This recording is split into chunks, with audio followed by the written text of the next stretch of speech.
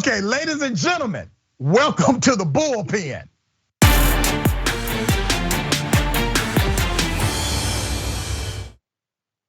In the Bullpen, she is back.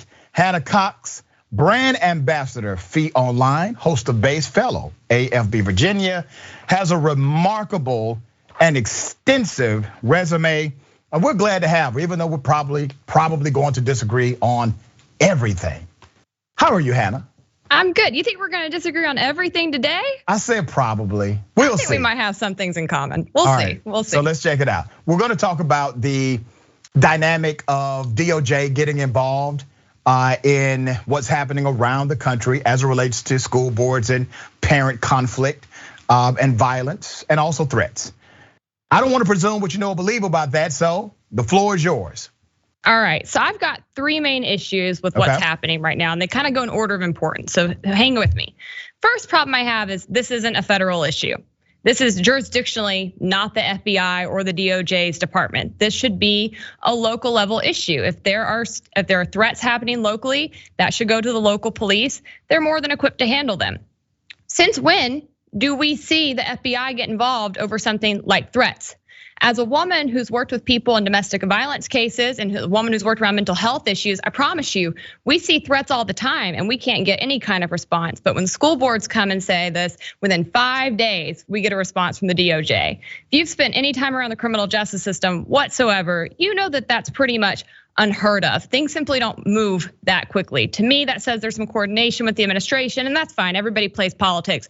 But at the end of the day, this simply shouldn't fall into the FBI. Second issue I have is the order is too broad.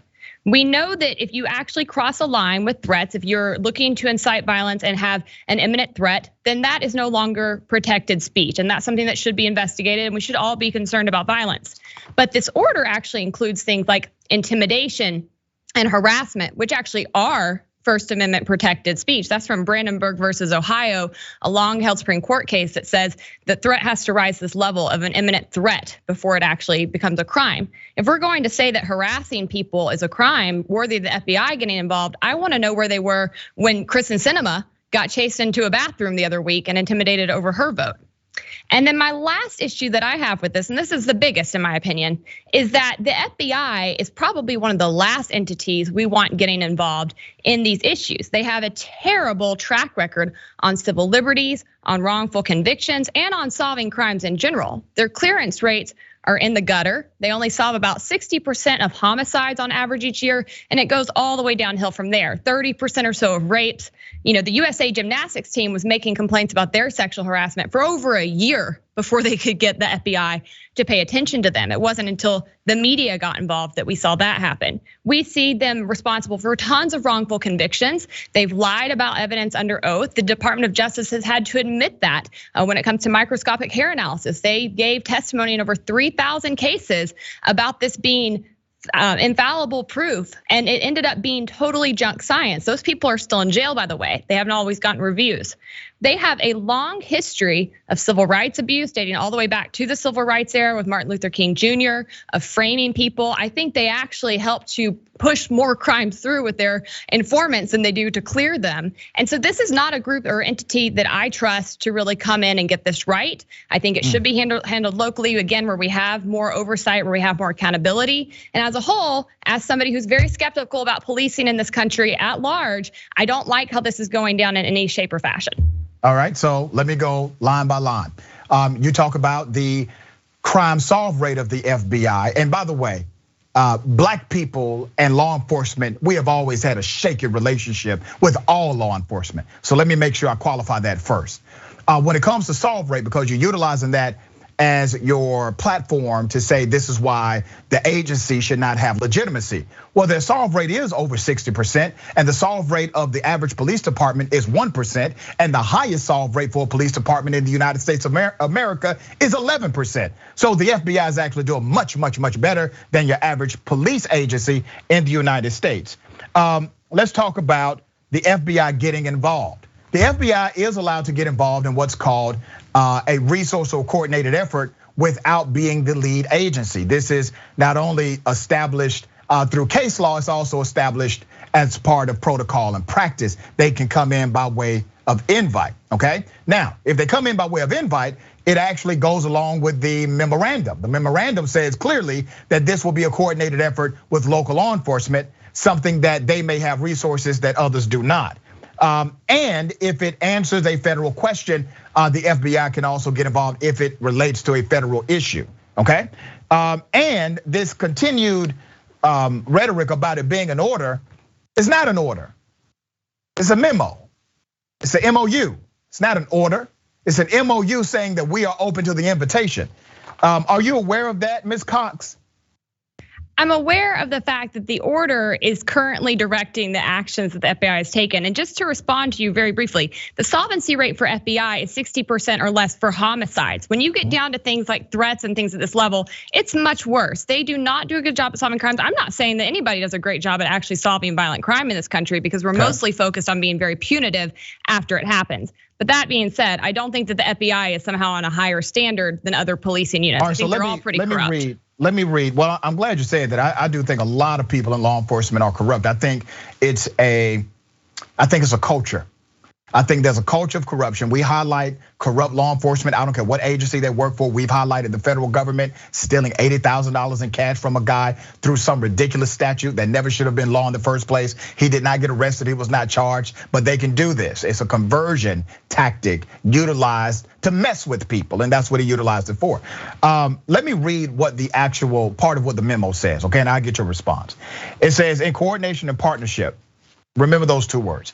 In coordination and partnership with local law enforcement, is critical to implementing these measures for the benefit of our nation's nearly 14,000 school districts. To this end, I'm directing the FBI to work with each United States attorney to convene meetings, madam, with federal, state, local, tribal, and territorial leaders in each federal jurisdiction within 30 days of issuance of this memorandum.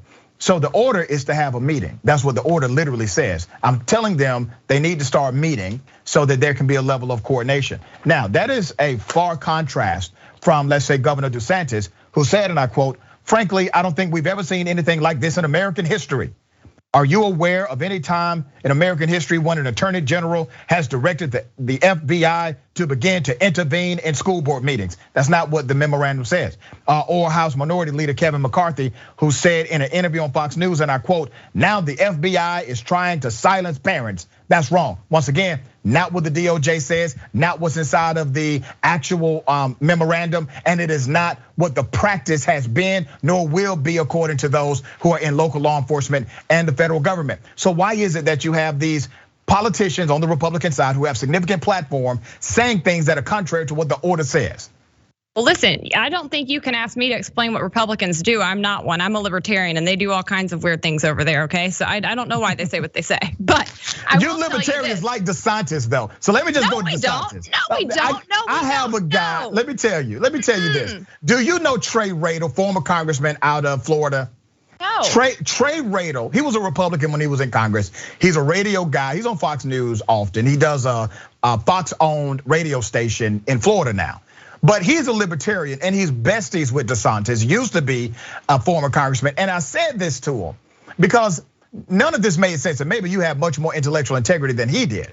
I said, man, how can you be libertarian and be okay with all these damn executive orders? That doesn't make sense to me. Am I right on that? Okay. You're right on that. And actually, I think true libertarians are mad. Like, listen, this is off subject, but as a true libertarian, I'm against mandates, but I'm also against what DeSantis did coming in and telling private businesses that they couldn't have mandates, right? Like you've got to be honest. So DeSantis to me is just a mini Trump. Like I don't see a whole lot of water between them. So I know that's another subject. But for me, the problem I see with the FBI coming in, and again, what you're reading right here is according to the FBI, according to the government, according to the police. We know how these people actually function versus what they say they're doing, what their talking points are. And what we do see is we're not seeing local law enforcement saying we're overwhelmed, we need help. We saw the National School Board Association, again, issue this memo that got a very quick turnaround by the Department of Justice. 5 days is just unheard of, even for top crimes, over alleged threats. So far, those alleged threats have produced only 2 arrests,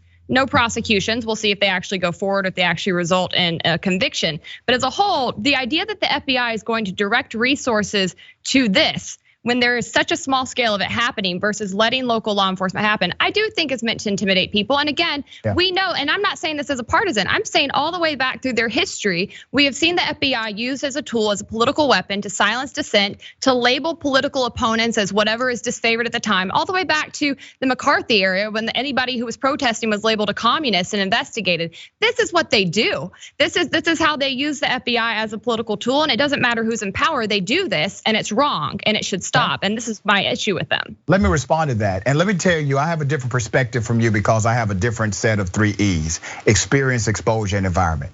During the 60s, when local law enforcement and state governments were implementing all of the Jim Crow laws and also lynching black people during their state allowed by statute 1-day trials. When they were doing these things, it was protected by state law or local jurisdiction, right? FBI got involved. Well, people made the same argument back then, saying they have no jurisdictional authority. Well, the FBI had a big jurisdictional showdown with state governments and local law enforcement because technically the laws had not caught up to the civil rights issues that Dr. King and others finally got passed, which created your statutory language and your infrastructure for FBI involvement in things related to civil rights. However, before that happened, Ms. Cox, the laws simply said this was a state issue. And the FBI got involved. And we know what happened with FBI involvement. It was more exposure. And I'm not saying the FBI is in a roller coaster of tragedy and some triumph. So I understand your point on that. I want to ask on that though, because what I know they did. Let me finish. My point is that if you say, okay, the FBI is horrible, are you also saying that local police, that they've done it the right way? Because to me, you lose me in the argument if you make that contrast. So I want to ask first before I answer you, I'm a little confused about what you think the FBI did under the civil rights era, because what I know that they did was label Martin Luther King Jr. a communist, start spying on him, start framing him for crimes, start putting out propaganda that undermined his leadership. This is what I know of the FBI and the civil rights movement. So I don't really know what you're talking about when you say that they came in and helped. Let me definitely respond to that.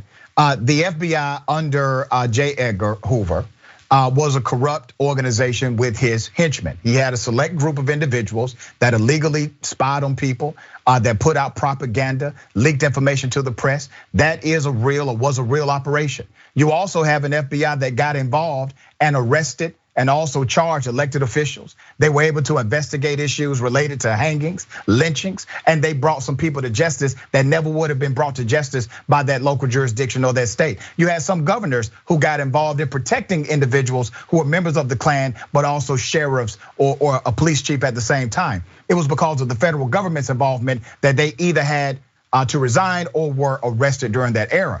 My point to you is, you can't say one agency is bad and these other agencies are good. All of these agencies come from a similar background and corruption standard, because in order to be an FBI agent, typically you've been a cop somewhere before. So you don't get immunity from that community or that connection. So if you're saying the FBI can do absolutely no good, fine, I get your point of view. But you have to also throw in how local law enforcement has failed time and time again as it relates to issues like this and others. No argument there. I'm not trying to say that they're better than the FBI. They're not. I am saying that jurisdictionally, these issues do not rise to the level of FBI. And I think when you get into things like lynchings and Jim Crow and the mass atrocities that were happening in our country, then we can maybe have a conversation about the FBI getting involved, right? When we're talking about threats, which we've seen very little evidence of, and again, which have only produced 2 arrests, and the FBI and the DOJ directing their tremendous resources to focusing on this versus solving all of the actual real pressing crimes we know are going on right now, that's fishy to me. I don't think that adds up. Again, I don't think this is something that local law enforcement can't handle. To me, this is a politically driven thing. And listen, we know that school board meetings have been lit this year. Parents are mad, they're upset, and I think a lot of them have a right to be. But Hannah, think about it, sister. I want you to really think about this. The memorandum is not a jurisdictional order. It is not that. It's being characterized as that by Matt Gaetz, by others, including Governor DeSantis. They're saying, oh, this is an order against parents. The order doesn't say that at all. If it's an order of any sort, which is not, it's only an order for a meeting. It says that we want you guys to meet with each other. We want local law enforcement to meet with the Attorney General of the state, to meet with the FBI. It's a meeting. How do we go from a letter that literally says we want to engage in coordinated meetings? How do we get from that letter to, oh my God, the FBI is going to go after parents? How do we make that leap? How did that happen? I think you have to ask yourself, what do you think the point of these meetings is? Why else call in the FBI? Why get I know them what the point is. Period? I know what one point is. That's a great question. Here's one point. Here's what we have found just doing some basic research. A lot of the people who are at these school boards aren't parents. They're literally traveling state to state to go and create. Wait a minute, what you mean, come on? That's actually true. This is like the whole thing where people are like, there's George Soros people over there, and there's Koch brothers people over here. Allow me to finish. I don't know exactly what organizations they are connected to. We know QAnon was involved in one particular protest, but we don't know to the extent. But we know this, that many of the individuals who are addressing these school boards or even saying we're going to do A, B, and C in way of threats, they do not live in the district. They do not have a child in the district, and they are traveling from other states in order to stage these particular protests and also violent, harassing behavior. I have no problem, by the way, with anyone traveling state to state to engage in protest. You get no beef with me. But when you travel state to state to literally threaten the life of a health director, or to say that a person's family should be abused. I mean, they've literally said things like, I hope your children are abused in front of you. That's an exact quote from one of these particular individuals. That's crossing the line to me. Is that not? No, I get people say that to me on Facebook every day. And again, constitutionally, it's not. It doesn't rise to the level of a threat for someone to say, I could say online right now, I want to overthrow the government. That's not a threat unless I start making plans and organizing and there's an imminent threat. Well, that's constitutionally protected free speech. Thank you for saying that, because in order to find out if you are making plans, there has to be a level of surveillance and investigation. How many times have we seen a person who went into a school, shot up a bunch of our children in our country, shot up kids, and the FBI says, oh, there were warning signs. We actually red flagged this person a year ago. We had them under surveillance for 1 week and decided not to continue to follow them. We've seen that happen, Ms. Cox, where if they would have stayed on their jobs, those school shootings would not have happened. But before you can get to that place, before you can stop it, you must use common sense in order to investigate and observe. And who has the best resources for that nationally, especially if these groups are traveling state to state? Well, the FBI does, all right? So you can't say that, hey, they have no jurisdiction to actually look at somebody. They do, and you don't have to commit a crime in order to be investigated, madam. You already know that. So I'm trying to find out, where is the issue with the DOJ memorandum? It's just asking for a damn coordinated meeting.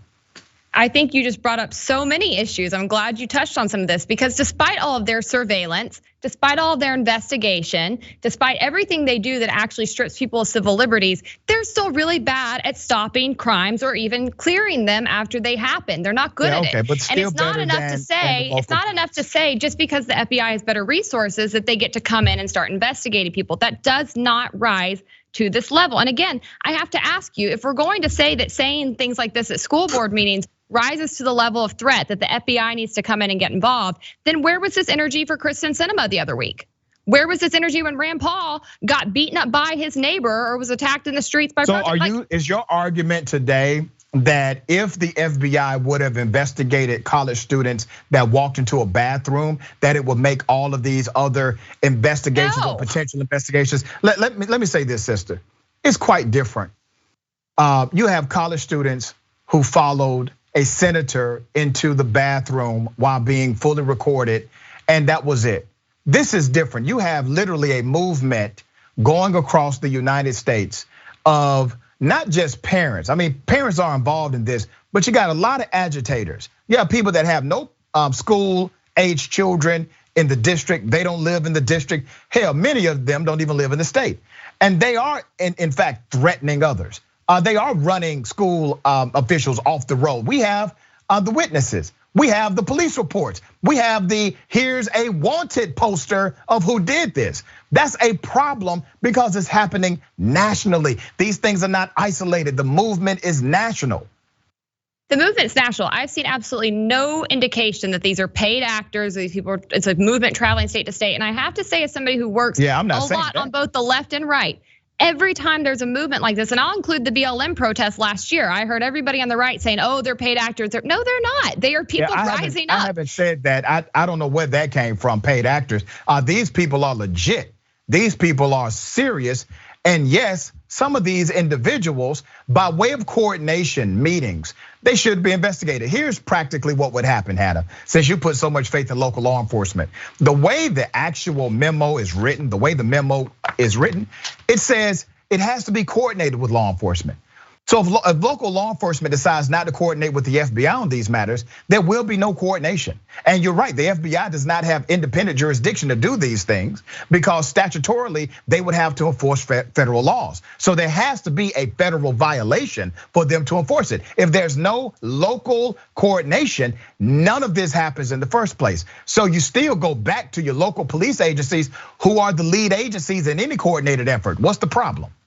That's actually not correct. Oftentimes when the FBI gets involved, they are no longer the coordinating agencies, and they don't have a lot of authority to push back on them. Do you remember the DC sniper? That's not true. You remember the DC sniper?